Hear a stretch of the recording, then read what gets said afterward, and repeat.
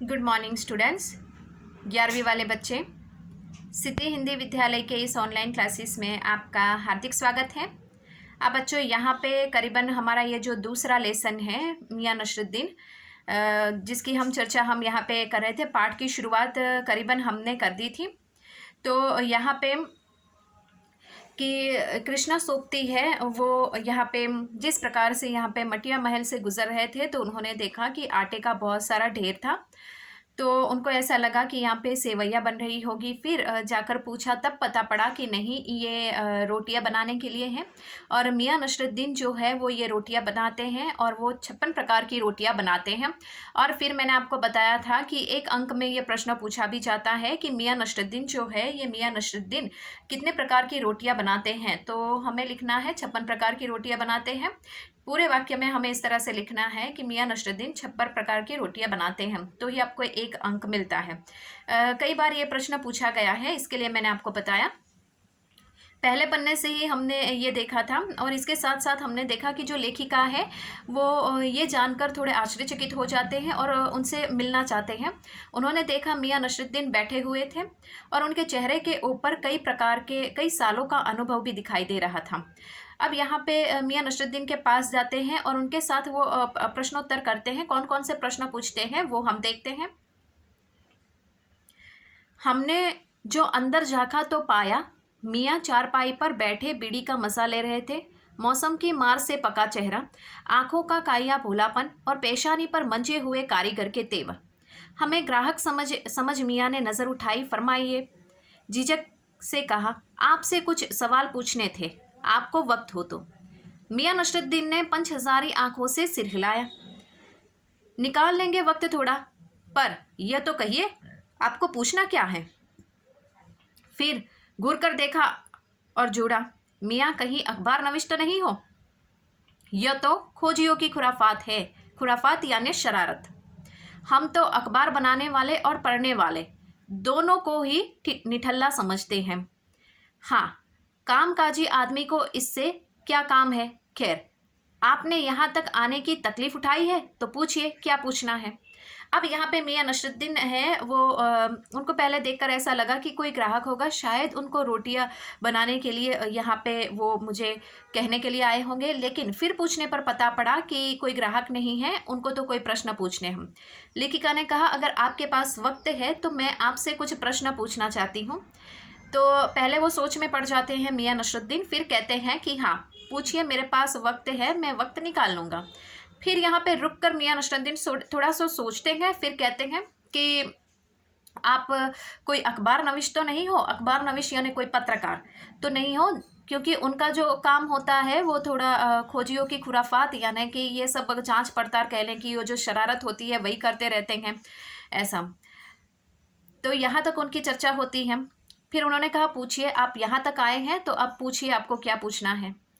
पूछना यह था कि किस्म किस्म की रोटी पकाने का इल्म आपने कहाँ से हासिल किया। इल्म यानी विद्या, विद्या यानी जानकारी। ये जो अलग अलग प्रकार की, सबसे पहला सवाल लेखिका का यह था कि मियां नसरुद्दीन से कि आप हमें बताइए कि आपने अलग अलग प्रकार की ये जो रोटियां बनाई, उसका ये जो विद्या अर्थात ये जो मतलब ये अलग प्रकार की इतनी सारी रोटियां, तो ये आपने कहाँ से सीखा ये सब। तो मियां नसरुद्दीन क्या जवाब देते हैं। मियां नसरुद्दीन ने आंखों के कंचे हम पर फेर दिए। आंखों के कंचे फेरना यहाँ के मतलब तिरछी नज़र से, अर्थात पूरी आंखें घुमाकर फिर देखना। फिर तरेर कर बोले, क्या मतलब। पूछे साहब, नान बाई इल्म लेने का कहीं और जाएगा। मतलब मियां नसरुद्दीन ने कहा कि मतलब आपका क्या है। आपने पूछा ना कि ये इल्म कहाँ से सीखा, ये विद्या कहाँ से सीखी आपने, तो आपका क्या मतलब है कि ये मैं सीखने के लिए कहीं और जाऊंगा, किसी के पास जाऊंगा। क्या नगीना सास के पास, क्या आईना सास के पास, क्या मीना सास के पास, क्या रफूगर रेंगरेज या तेली तंबोली से सीखने जाऊंगा। क्या फरमा दिया साहब, यह तो हमारा खानदानी पेशा ठहरा। हाँ, इल्म की बात पूछिए तो जो कुछ भी सीखा अपने वालिद उस्ताद से ही। मतलब यह है कि हम घर से न निकले तो कहीं कोई पेशा इख्तियार करेंगे। तो यहाँ पे मियां नसरुद्दीन ने यहाँ पे लेखिका को बताया कि आपका कहने का मतलब क्या है, हम ये सीखने के लिए कहीं बाहर जाएंगे। नगीना साज यानी कि जो नगीने जड़ता है, जेवरों में, उसको नगीना साज कहते हैं। आईना साज यानी कि जो आईने बनाता है उसको आईना साज कहते हैं। मीना साज यानी कि जो मीना कारीगरी करते हैं उसको मीना साज कहते हैं। रंगरेज यानी उस किसको कहते हैं, जो कपड़ों के ऊपर रंग चढ़ाते हैं। कपड़े हर कपड़े सफ़ेद होते हैं, उसके ऊपर रंग चढ़ाया जाता है, तब वो कलरिंग प्रिंट वाले बनकर हमारे सामने आते हैं। तो रंगरेज यानी जो कपड़ों के ऊपर रंग चढ़ाता है वो। तो ये जो लोग व्यापारी है ये सब अपने पुश्तैनी व्यापार को लेकर बैठे हुए हैं।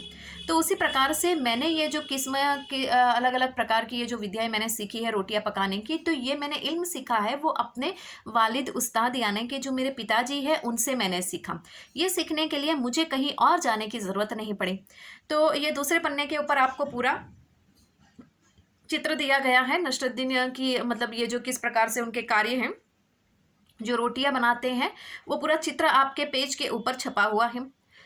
अब थोड़ा और आगे बढ़ते हैं।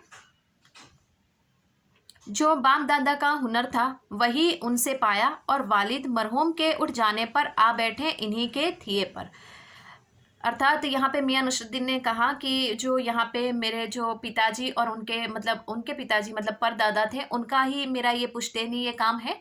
तो मेरे पिताजी की मृत्यु हो जाने के बाद यहाँ पे उनकी जगह मैंने ली, मतलब मैं अब यहाँ पे काम करता हूँ, ये सब मैंने संभाल लिया।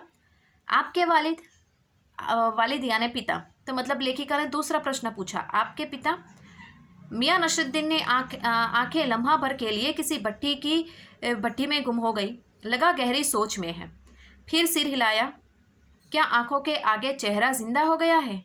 हमारे वालिद साहब मशहूर थे मियाँ बरकत शाही नानभाई घड़ैया के नाम से, और उनके वालिद यानी कि हमारे दादा साहब थे आला नानभाई मियाँ कल्लन। दो वाक्य के नीचे अंडरलाइन करना है बच्चों। यहाँ पे मियाँ नसरुद्दीन ने सबसे पहले अपने पिता का नाम बताया।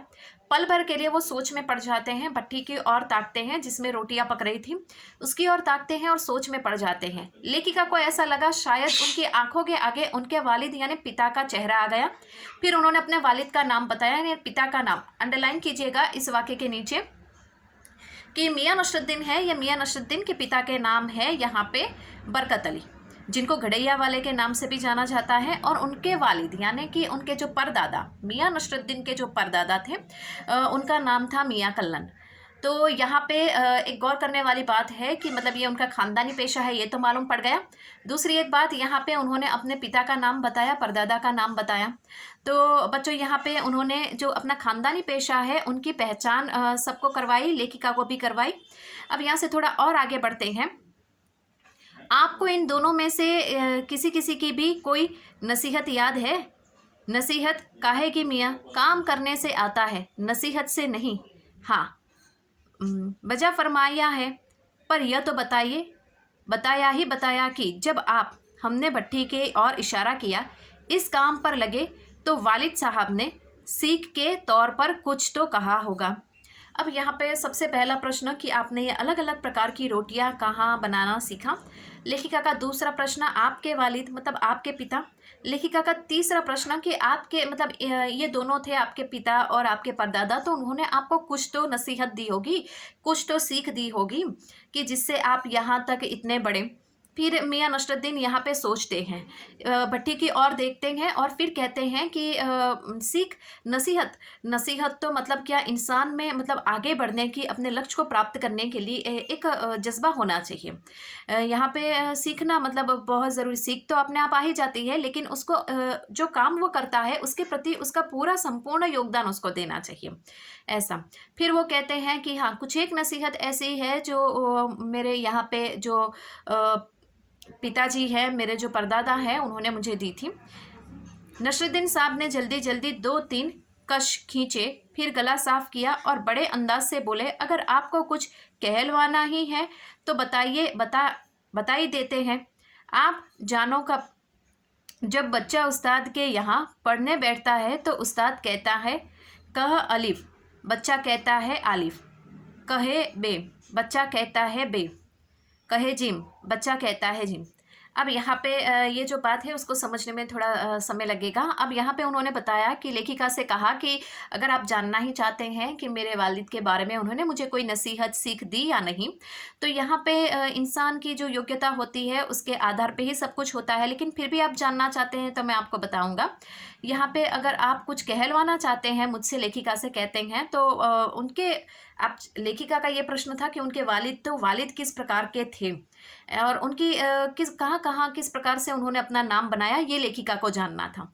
इसके लिए उन्होंने ये प्रश्न पूछा और मियां नसरुद्दीन ने कहा कि जिस प्रकार से यहाँ पे मैंने आप पढ़ा ना कि उस्ताद और बच्चा, तो मतलब जो यहाँ पे उन्होंने बताया कि जो उस्ताद होता है वो अपने बच्चे से कोई शब्द बोलने के लिए कहते हैं, तो बच्चा जो होता है कभी कभी क्या शब्द बोलने में ऊपर नीचे करता है, कभी कभी हुबहू ऐसे ही शब्द बोलता है।